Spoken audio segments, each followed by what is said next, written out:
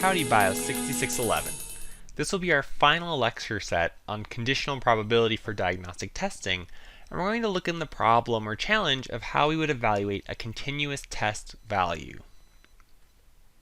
Again, we'll start with some background and introduce our example, and then look at this idea of ROC, or receiver operating characteristic curves, in practice. So we previously examined how to summarize a diagnostic test based on a confusion matrix. In that context, we assumed that the treadmill test had a known threshold, which we honestly didn't discuss, to predict coronary heart disease that classified each person as either a positive or negative value for having coronary heart disease. In other words, the treadmill test was positive and we predicted you had the disease, or it was negative and we predicted you didn't. However, what if we were instead actually given some continuous test measure, or one with multiple categories, instead of that dichotomous yes, no, or positive, negative outcome? How would we know whether someone should be classified as positive based on that test if we have a range of possible values to evaluate? That leads us to this one possible solution of receiver operating characteristic, or ROC curves. Now this is a case where you'd want to consider that there is actually a natural trade-off between sensitivity and specificity. As the test becomes more sensitive, the higher the false positive rate will be, and therefore our specificity will decrease. So there is going to be, in general, some tension between these two, as we would like to maximize both, but that's not always possible, depending on the threshold we choose. So determining the cutoff threshold or criterion value we want to use for a diagnostic or screening test to identify someone as a predicted positive or negative will therefore feed into that evaluation of what the sensitivity and specificity of the test could be. As we'll see, ROC curves are a visual way of showing the sensitivity-specificity trade-off, as the cutoff will vary across all possible values of our biomarker predictor, or whatever thing we're using to try to predict a disease status or outcome. They can be used to help identify optimal cutoffs, and also to compare one test to another based on the area under the ROC curve that we'll discuss later. We can also use these potentially to compare combinations or multiple tests using conjunction, in sequence, or in parallels. So for our example dataset, we'll use a subset of the baseline measures from the Framingham Heart Study, which is about 4,434 participants. This was a long-term prospective study of the etiology of cardiovascular disease among a population of free-living participants in Framingham, Massachusetts. This data is available courtesy of the BioLink data repository from the National Heart, Lung, Blood Institute, and can be found in our Canvas data repository to play along with the lecture or to explore yourself. Now there are a variety of different measures collected in the data set, but for our purposes in this slide set, we're going to focus on an outcome and then 3 potential candidate baseline biomarkers to predict the outcome. Our outcome or disease status will be diabetes. In other words, is the participant diabetic? To predict if someone is diabetic, we're going to see what happens if we use glucose, which is actually used to define the diabetic status in the cohort, sig per day, or sig p day, which is the number of cigarettes smoked per day by individuals in the study, or BMI. And we see here just some summary statistics of the range of each of these values for candidate biomarkers. Now this raises 2 questions. One, for each of these biomarkers, we have a range of values. Why do we choose to identify a threshold to predict diabetes? And 2, how do we compare these 3 biomarkers to each other? Because maybe they're all similar, or perhaps one is better than the other. And this leads us to ROC curves in practice, actually applying it to our data set, and some general tips, hints, and tricks for practice outside of class. So what's the general idea behind an ROC curve? And again, we're going to see an actual example of it here in a second.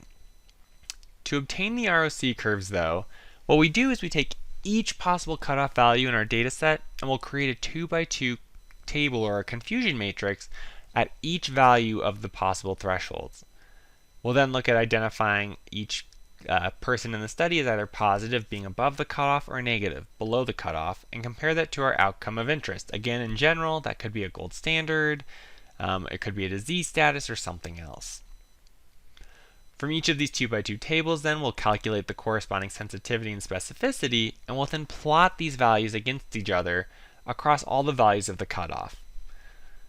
Now, specifically speaking about this, the ROC curve will be plotted in a way generally where we have a little axis here and we have some ROC curve, where the x-axis is going to be our false positive rate, or 1 minus the specificity. In the case of the false positive rate, it'll range from 0 to 1. In some cases, you will see individuals who plot it with respect to the specificity itself, but it's going to be reverse what we would normally think of as a plot, going from 1 to 0. Along our y-axis, then, we'll have that true positive rate, or the sensitivity, and we'll use that to look at the trade-offs across the range of possible cutoffs that are inherently built in to this little curve I drew, which is our fake ROC curve. Now, I do think it's great to get hands-on practice working with these things, but sometimes I also think it is helpful to use the existing packages and functions that are out there to save us some time. So I will note there's a host of packages that will generate and plot ROC curves with different styles and different formatting abilities. For example, the ROC package, the EPI package, plot ROC, ROCIT, and so on. For our lecture, we're just going to focus on the pROC package because they have just some nice intuitive properties and it's been around for a while. Now we see here on this slide the code that's reading in our baseline Framingham subset of data, and then we see based on the pROC library we can use the ROC function to calculate the ROC curves that we'll plot and then derive some other features from later on in the slides. The setup is pretty intuitive, that we have this nice sort of formula structure where we have our outcome or disease status, and it'll be tilde to predict whatever our biomarker of interest is. And then we just have our data equals dat to define what the data set is.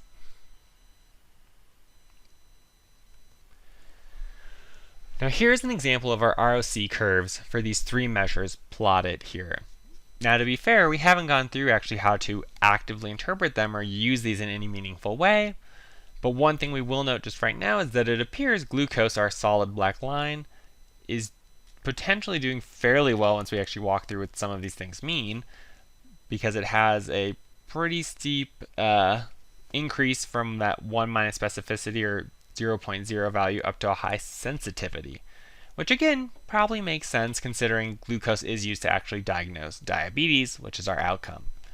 We then see BMI, our blue dashed line, is not doing as well, but it's doing okay. It's closer to this gray line here that I've just highlighted with the black pen, which is looking at that idea of a 50% area under the curve, which we'll define in a second. And then we see here cigarettes per day is below the line. Now, on this slide, I've just provided the code that created that figure for your reference.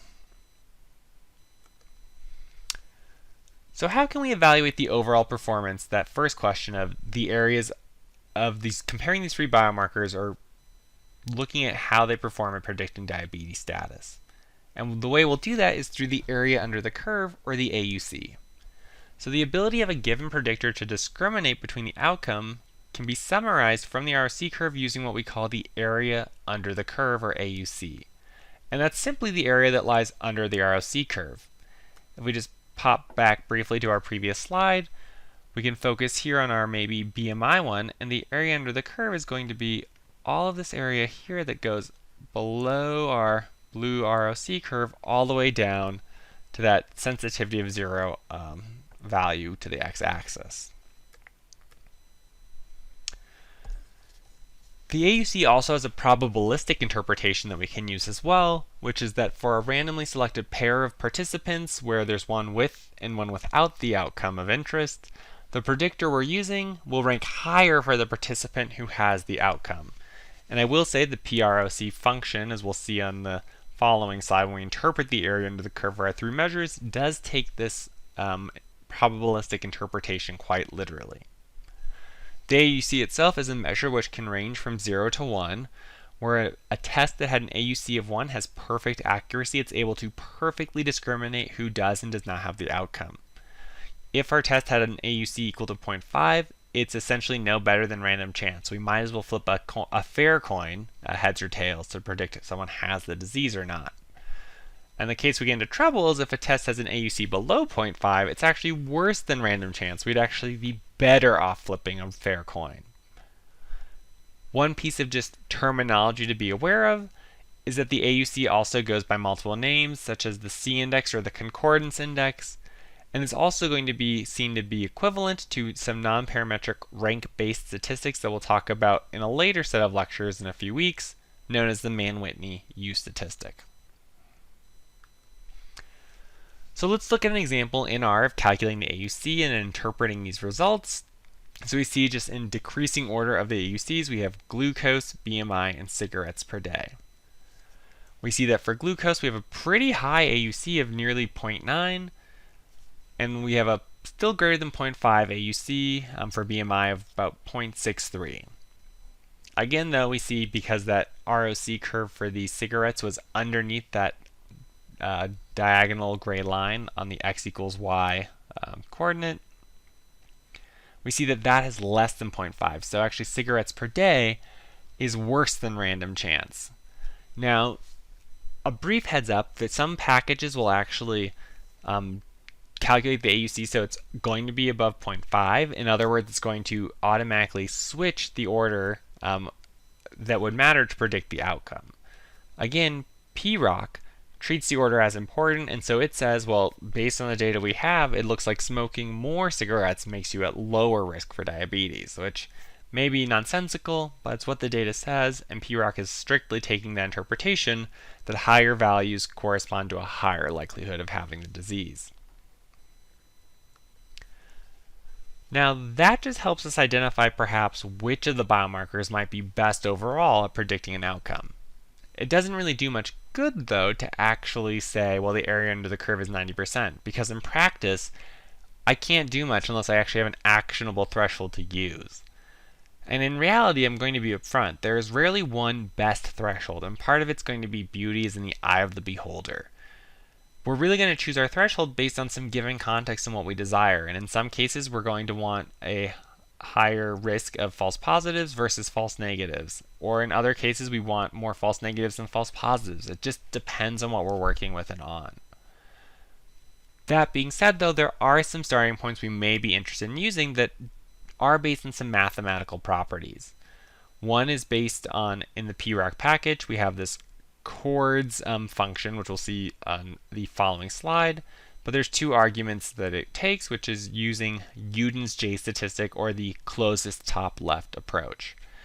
Uden's J tries to calculate the best coordinate, or the best threshold rather, that maximizes the combination of sensitivity and specificity.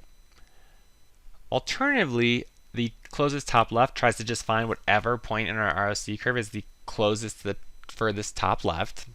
And this is mathematically equivalent to this idea that we have the minimum of 1 minus the sensitivity squared plus 1 minus the specificity squared.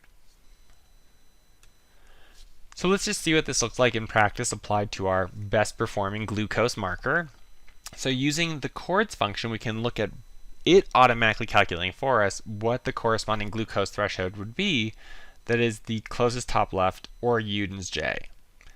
One thing to note as well is that if we don't specify the x equals best argument in the chords, it will instead return the entire data frame of all possible thresholds and the corresponding sensitivity and specificity. So in other words, you could make your own ROC curve by hand with that data if you wanted. Now, looking at applying this though in R, we see that we actually get, in this case, pretty similar estimates, and in some cases you actually get the same estimate for both approaches, but we see that essentially a glucose around 102 to 104.5 will have a higher specificity or true negative rate at predicting diabetes compared to a slightly lower sensitivity, but by no means terrible, of predicting diabetes status.